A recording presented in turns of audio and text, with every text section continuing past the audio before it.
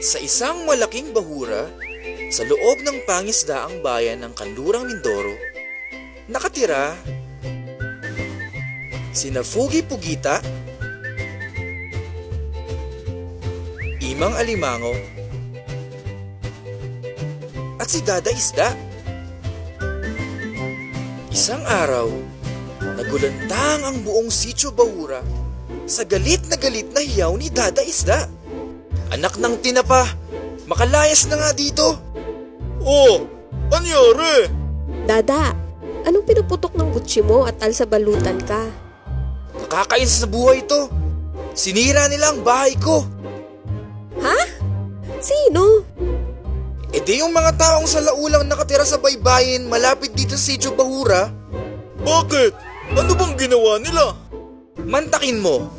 Matapos natin silang pakainin, bigyan ng gamot, hanap buhay, at lugar na mapaglilibangan, ganito pa yung gagawin nila sa atin. Ay, oo. Kaya pala yung angkan ni Uping Kanuping natigok. At di pa sila nakontento. Gumamit pa ng dinamita. Kaya pala sina paring igit-pigit, lumipat na din ang tirahan.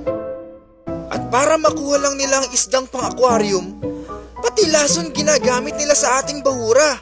Ha? Kung may laso ng bahura, saan pa kayong mga isda mangingitlog?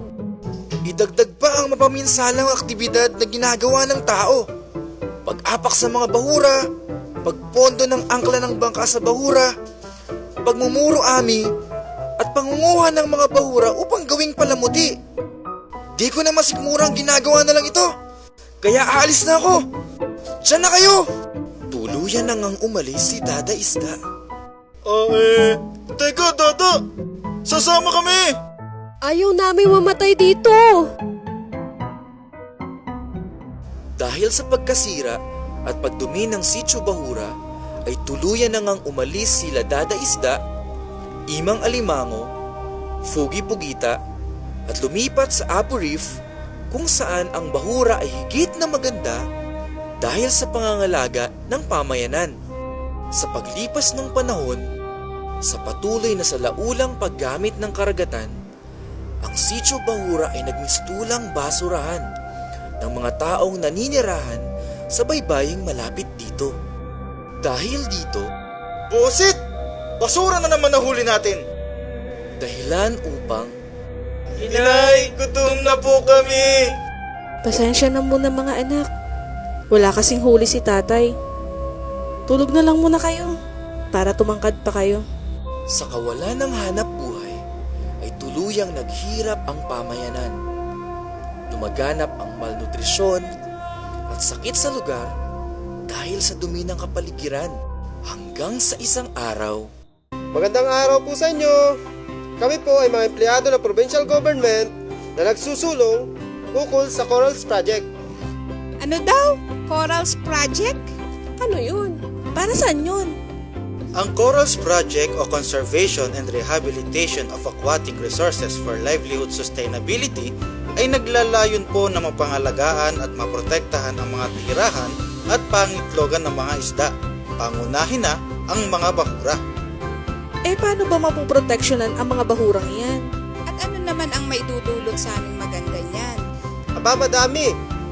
Isipin nyo, kapag naprotektahan natin ito, hindi lang basta meron kayong mapagkukunan ng matatag na kinabubuhay, kundi ang mas malaga ay may mapagkukunan ang inyong mga kain sa araw-araw, maging gamot, at di lang lugar na mapaglilibangan, kundi karagdagang hanap buhay dahil maaaring maging pang turismo.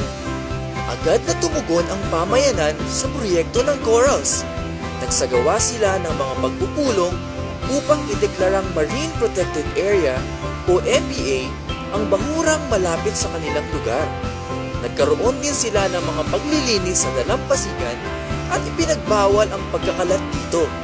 Pinaigting din nila ang pagbabantay sa lugar ng bahura upang mapangalagaan ito at malayang makapangitlog ang mga isda para lumaki at dumami upang sa mga susunod na panahon ay mas mapakinabangan ng pamayanan. Agad na kumalat ang magandang balita tungkol sa Sitio Bahura. Hanggang hanggang sa makarating ito sa lugar na pinaglipatan ni Dada Isda at kanyang mga kasama.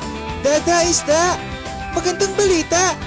Ang Sitio Bahura ay bumalik na sa dating ganda at lalo pang gumaganda dahil sa pagbabago ng pamayanan malapit doon. Talaga, Paupawikan? Aba, magandang makabalik doon kung ganun.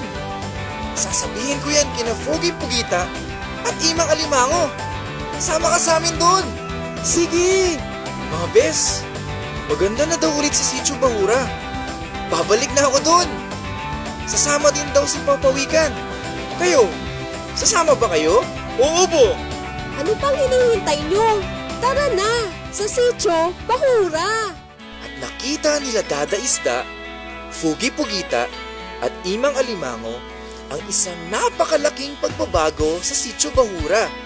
Nagmistulang isang paraiso ang dating sinira at pinabayaang bahura ng mga tao.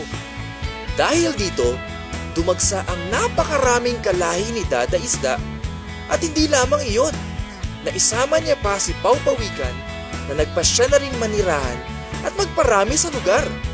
Muling sumaya at nabuhay ang ganda ng Sitio Bahura. Sa wakas, natuto na din ang mga tao. Salamat sa Corals Project. Sa pagtutulungan ng pamahalaan at ng mga mamamayan, ang bahurang tahanan ni Dada Isda, Fugi Pugita, Imang Alimango at Paupawikan ay nabantayan laban sa mga mapagsamantala, ng pangalagaan sa abusong paggamit, at lalo pang napagyaman na siyang nagdulot ng kasaganaan at kaunlaran sa Sitio Bahura sa kanlurang Mindoro.